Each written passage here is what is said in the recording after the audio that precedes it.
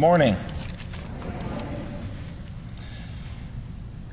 In today's gospel, Jesus says something that's rather shocking. He says, "Let the children be fed first, for it is not fair to take the children's food and throw it to the dogs." So I want to translate this and clarify exactly what this means, because it's rather shocking that these words are coming out of Jesus' mouth in today's gospel. Jesus is addressing this Gentile woman, a Greek woman. She's not someone of Jewish descent, somebody who's from a completely different group than his own. And said another way, basically what Jesus is saying is, I've got to take care of my own people first, the Israelites, you dog. Now, if this was anybody else, if this wasn't Jesus, the Prince of Peace, if this wasn't the same person that instructs us to love our neighbor, it might not come across in such a jarring manner. But the fact that he uses these words to a woman that is begging for his help, and it's not until she comes to that level where she admits that she is a dog that Jesus answers her prayer and heals her daughter. In today's gospel, you can sense a separateness that Jesus seems to have between his people and this woman. Do you ever have feelings of being separate from other people? Do you know this feeling? Do you ever get uncomfortable when you're driving down the street and you come to a stoplight and you see somebody that might be standing at the side of the road asking for some money or for some food? You know that uncomfortable feeling? You might just drive by, you might not be able to stop, you might just wait there, and you might have something on your mind. But I know that sometimes you might also kind of waffle back and forth. You might get into that uncomfortable place. Do you always give them some money? Do you not? What do I do? What do I do right here? I'm uncomfortable. Or maybe you get this uncomfortable feeling not around some complete stranger, not around somebody who is on the street asking for money. Maybe you get this same feeling with somebody that's close to you, a family member, a close friend, maybe somebody that always is asking for money or needs help, and you get uncomfortable. But the separateness is not just around that type of need. It could just be around an opinion somebody else holds. Maybe you feel separate from a family member that has a differing political opinion or view. That's the separateness that seems to be going on today in today's gospel between Jesus and this Gentile woman. He seems to have put up a wall, and I think that we oftentimes can do the exact same thing. We can put up a wall between ourselves and other people. And it's not something that we really do consciously. It's often something that just happens automatically. This wall just automatically pops up that keeps us separate.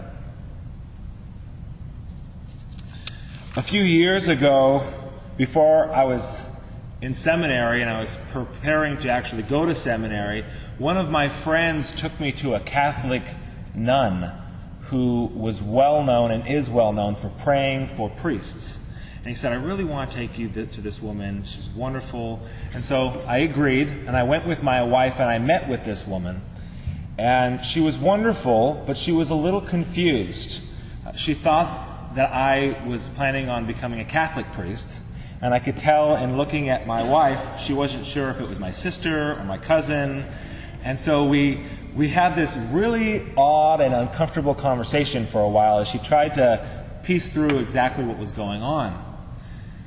So finally I stopped and I said, I'm not becoming a Catholic priest, I'm becoming an Episcopal priest. And so she got, again, sort of confused, a little concerned, and couldn't kind of tell where to go. And all of a sudden she goes, "Stop. I have to tell you a joke." And she was clearly struggling with, the differences that we had. I said, "Okay." And she said, "I need to tell you this joke." She said, "This Episcopalian died and went to heaven. And up in heaven, he gets up there and he looks around, and there's all these people from every tribe and every nation. And St. Peter walks up and says, 'Welcome to heaven.'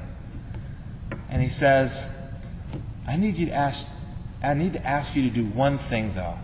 I need to ask you to keep it down just a little bit, because way over there's this group of Catholics, and they think they're up here all alone." And her joke completely broke the ice.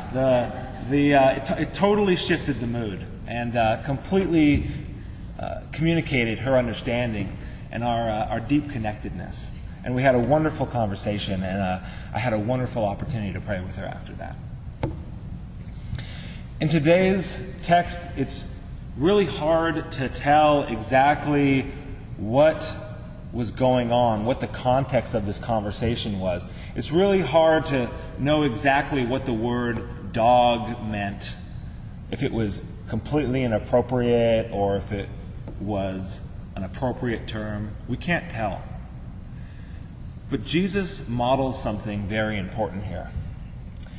Jesus models a delicate balance between standing up for his own, the Israelite people, and also opening his heart to a completely other people, this woman in need.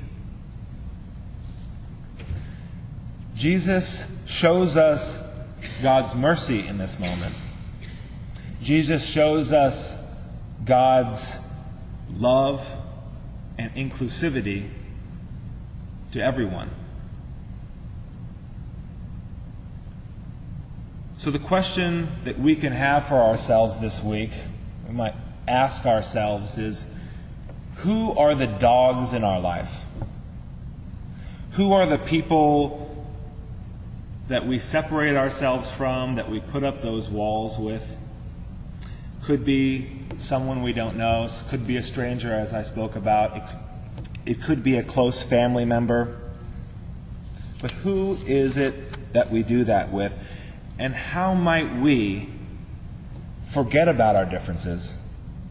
How might we set aside our team loyalty for just a few minutes in order to address what we have in common, in order to address what need for connection we both have, and what need for love and support that we both have? Today, when we read the gospel, if we allow God to just be human for a little while, we might allow ourselves to be godly for a little while by opening our hearts and loving each other more deeply. Amen.